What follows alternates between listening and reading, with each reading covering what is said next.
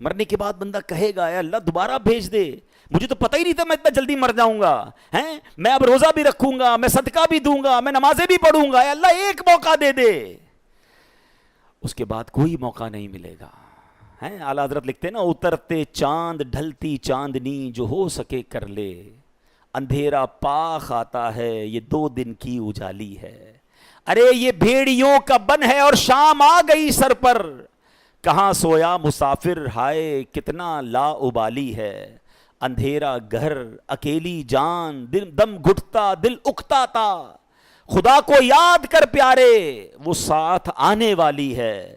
زمین تپتی کٹیلی راہ بھاری بوجھ گھائل پاؤں، مصیبت جھیلنے والے تیرا اللہ والی ہے۔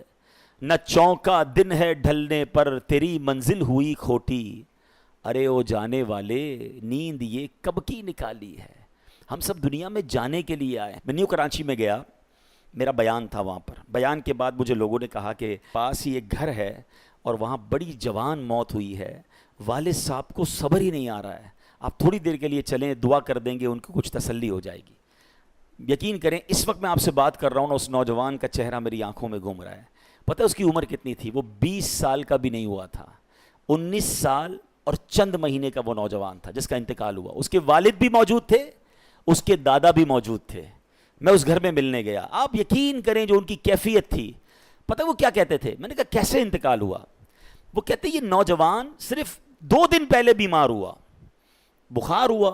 ہم نے کہا نارمل سی بات ہے، گھر میں دوائی دے دیتے ہیں ہم بخار میں۔ اگلا دن اس کا چہرہ پیلا پڑنا شروع ہو گیا، ہم سمجھے پیلیا ہو گیا ہے، علاقے کے ڈاکٹر کو دکھانے گئے کہ جناب کوئی تھوڑی سی دوائی دے دیں، جوائنٹس لگ رہا ہے۔ شام تک اس کی طبیعت اتنی بگڑ گئی کہ ہم پھر کسی بڑے ہاسپٹل میں لے گئے۔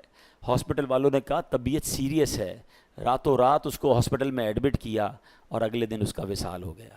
ہم نے جتنے ٹیسٹ کروائے، وہ کہتے ہیں جو ٹیسٹ کی رپورٹیں تھیں نا وہ بھی نہیں آ پائیں۔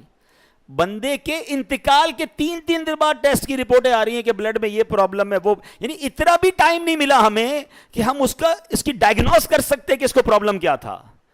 بڑا پیسے والے تھے، بڑا گھر تھا، سب کچھ تھا، مگر وہ 20 سال کا نوجوان اب اپنی قبر میں اکیلا ہے۔ کاش یہ بات ہمیں سمجھ آ جائے کہ میں نے بھی جانا ہے، آپ نے بھی جانا ہے۔ کس بات کا انتظار ہے یار؟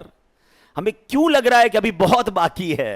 ابھی تو بڑی لائف پڑی ہے، ابھی تو بڑھاپا آئے گا، پھر جناب اللہ اللہ بھی کر لوں گا، پھر توبہ بھی کر لوں گا، پھر حرام بھی چھوڑ دوں گا، پھر اللہ کی راہ میں خرچ بھی کر لوں گا۔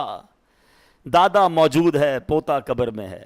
آپ کو ایسی بھی قبر ملے گی جو 15 سال میں قبر میں گیا ہوگا، بلکہ قبرستان میں چھوٹی چھوٹی قبریں بھی ہوتی ہیں، بچے بھی قبر میں گئے ہیں۔ اٹ مینز ہم میں سے ہر کوئی ایک سیکوینس سے آیا ضرور ہے۔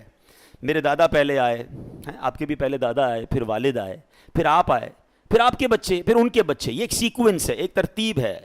آنے کی ترتیب ہے، جانے کی ترتیب نہیں ہے۔